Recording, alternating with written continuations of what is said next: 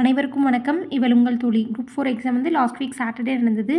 Exam வந்து ரொம்ப டஃப்பாக இருந்த மாதிரி நான் ஃபீல் பண்ணேன். எல்லாரும் அதே மாதிரி தான் ஃபீல் பண்ணியிருந்தாங்கன்னு நினைக்கிறேன்.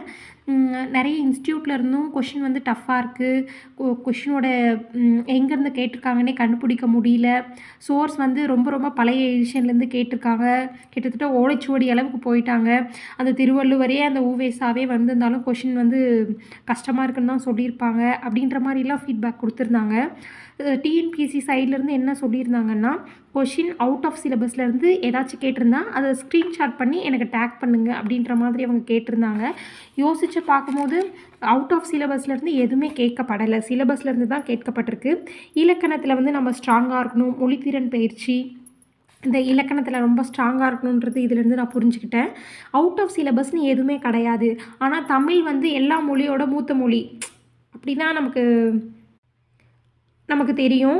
அப்படின்னு பார்க்கும்போது தமிழுக்கு இலக்கணம் வந்து நிறைய பேர் எழுதியிருக்காங்க. தொல்காப்பியம் காலத்துலேருந்து இப்போ வரைக்கும் இலக்கண நூல்கள் நிறைய இருக்குது.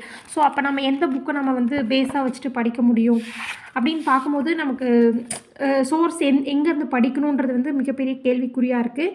ஆனால் யாரோ ஒருத்தர் ஜெயிக்க தான் போகிறாங்க, யாரோ ஒருத்தர் ஃபஸ்ட் மார்க் எடுக்க தான் போகிறாங்க, யாரோ ஒருத்தர் வேலைக்கு போக தான் போகிறாங்க. அதை நம்ம மனசில் வச்சுக்கணும். அடுத்ததுக்கான பயணத்தை இதை நோக்கி தான் நம்ம கொண்டு போக முடியும். வேறு ஆப்ஷன் நமக்கு கிடையாது. ஜெயிச்சு தான் ஆகணும். இந்த குரூப் 4 எக்ஸாம்லேருந்து நம்ம என்ன தெரிஞ்சுக்கணுன்னா, ப்ரிப்பரேஷன் ஸ்ட்ராட்டஜியை நம்ம மாற்றணும். இன்னும் ஸ்ட்ராங்காக படிக்கணும்.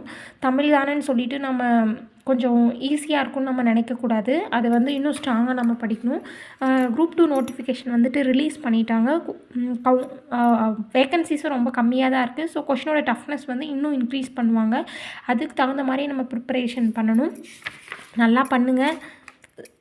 கான்ஃபிடெண்ட்டாக வச்சுக்கோங்க. இப்போ நீங்கள் 2-3 நாள் புலம்பலாம், பிரச்சனை இல்லை.